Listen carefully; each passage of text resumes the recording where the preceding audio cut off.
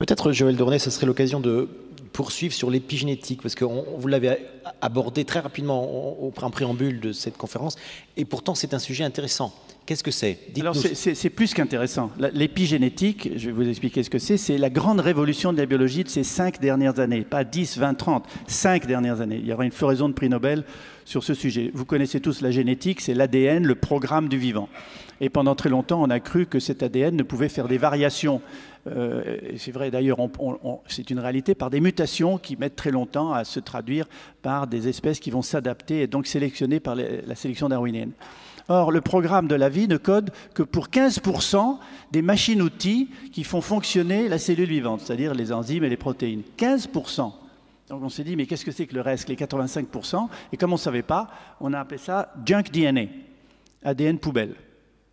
C'est facile, c'est des trucs qui sont accumulés au cours du temps. Maintenant, on sait que ces 85% permettent la fabrication de petites molécules d'ARN qui sont en monobrins, beaucoup plus courtes que le grand ADN, 10, 15 bases du code génétique jusqu'à 150. Et en permanence, elles circulent dans le corps et régulent le fonctionnement des gènes. Donc l'épigénétique, c'est la modulation de l'expression des gènes. En fonction de quoi?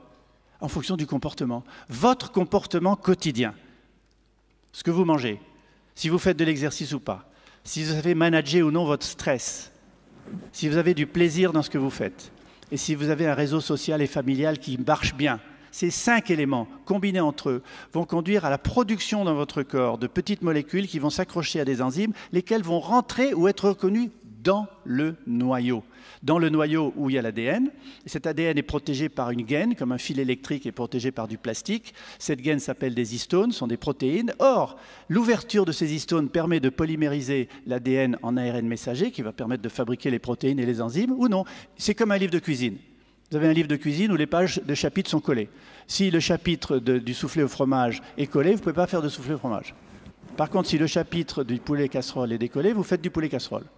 Mais si on recolle le chapitre du poulet casserole et qu'on ouvre le soufflé au fromage, vous ferez du soufflé au fromage. L'ADN, c'est comme ça.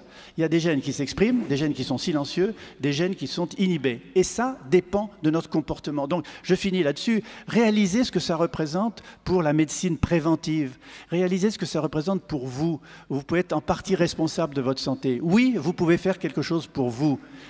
Essayez d'être en meilleure santé, c'est possible. Essayez de vieillir moins vite. Et c'est un intérêt non seulement pour vous, et c'est un intérêt social. Et je termine sur un exemple précis de l'épigénétique, ce sont les abeilles.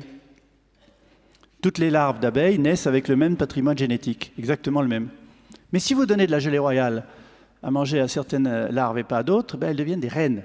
Vous avez la différence entre une larve d'abeille et une reine, ou une abeille ouvrière et une reine. Elle est plus grosse, elle pond des œufs et elle vit plus longtemps. Donc rien que l'alimentation de la gelée royale a méthylé ou acétylé, je ne veux pas rentrer dans les détails chimiques, ces fameuses histones pour permettre aux gènes de s'exprimer ou non. C'est une grande révolution et ça va définir la médecine préventive de demain par rapport à la médecine thérapeutique et au poids de Big Pharma et des médicaments dont on n'est jamais trop sûr que leur interdépendance va causer plus de maladies que celles qu'ils essayent de guérir. Voir ce qui est en train de se produire en ce moment avec des médicaments qui sont retirés du marché régulièrement. Merci.